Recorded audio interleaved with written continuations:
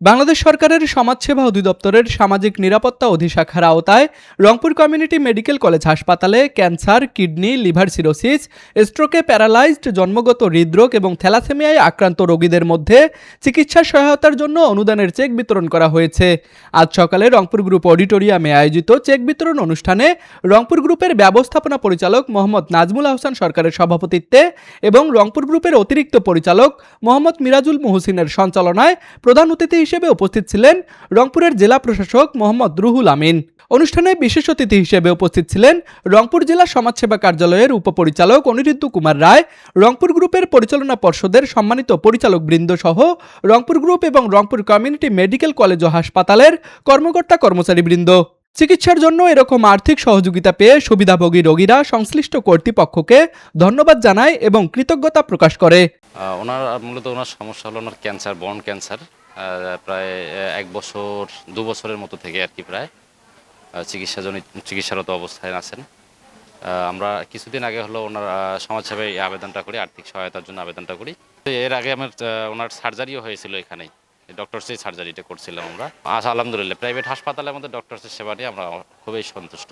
আমার থ্যালাসেমিয়া রোগ, আমি জনসেবার থেকে 50,000 টাকা চেক পেয়েছি। আমার খুব ভালো লাগতেছে। কর্তৃপক্ষ জানিয়েছে, অনুষ্ঠানে দুরারোগ্য ব্যাধিতে আক্রান্ত 100 জন রোগীর মাঝে 50,000 টাকা করে মোট 50 লক্ষ টাকার চেক বিতরণ করা হয়। আমরা সমাজসেবার যে তালিকা আছে 800 জনের তালিকা, সেই 800 জনের 256 জনকে আমরা সরকারিভাবে দিয়েছি। প্রতি 3 মাস পর পর আমরা এই চেকগুলো সরকারের পক্ষ থেকে বিতরণ করি। তারই ধারাবাহিকতায় পরবর্তী 100 জনকে আমরা এখানে সিলেক্ট করেছি। তার মধ্যে 7 জন মৃত্যুবরণ করেছেন। কিন্তু সরকারি নিয়মে মৃত্যুবরণ করলেও যেহেতু পরিবার এই চিকিৎসার ব্যয়ভার বহন করেছেন, তাদেরকেও আমরা আজকে এখানে আমন্ত্রণ জানিয়েছি। আমাদের এই কমিউনিটি মেডিকেল আমি দেখলাম যে মোটামুটি তাদের যে প্রাইস রেঞ্জটা আছে সেটা অ্যাফোর্ডেবল। তার ওনাদের নামটাও যেহেতু কমিউনিটি মেডিকেল, যে সকল কমিউনিটি সকলের জন্যই হচ্ছে এই মেডিকেল। আমি আশা করব তাদের এই নামকরণ যাতে সার্থক হয়, ওনাদের বর্তমান যে সেবার প্রদানের ধারাবাহিকতা সেটা উত্তরোত্তর বৃদ্ধি লাভ করুক।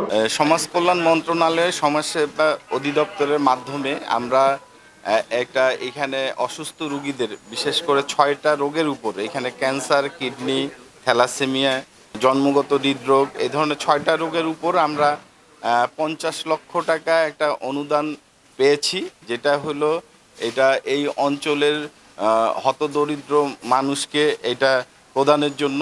তো আমরা এটা আসলে স্বচ্ছতার জন্য আমরা আমাদের রংপুরের জেলা প্রশাসক মহোদয়ের নেতৃত্বে ওনাকে সম্পৃক্ত করে সমাজসেবা এখানে অধিদপ্তরের যারা কর্মকর্তা ছিলেন তাদেরকে সম্পৃক্ত করে আমরা স্বচ্ছভাবে এখানে 100 জনকে আমরা নির্বাচিত করেছি এবং তাদেরকে প্রত্যেককে 50,000 টাকার করে চেক আমরা বিতরণ করেছি, যেটা এই অঞ্চলে প্রাইভেট হাসপাতালের মাধ্যমে এটাই প্রথম বিতরণ করা হচ্ছে সরকারি অনুদানের ফান্ড। আমরা তো নিজেরাও আগে থেকে করে আসতেছিলাম, এর সাথে সংযুক্ত হলো এই সরকারি অনুদানের ফান্ড। উল্লেখ্য, রংপুর কমিউনিটি মেডিকেল কলেজ ও হাসপাতাল উত্তরবঙ্গের রোগীদের সর্বাধুনিক ও উন্নতমানের স্বাস্থ্যসেবা নিশ্চিত করতে ভিন্নধর্মী নানান উদ্যোগ গ্রহণ করে থাকে।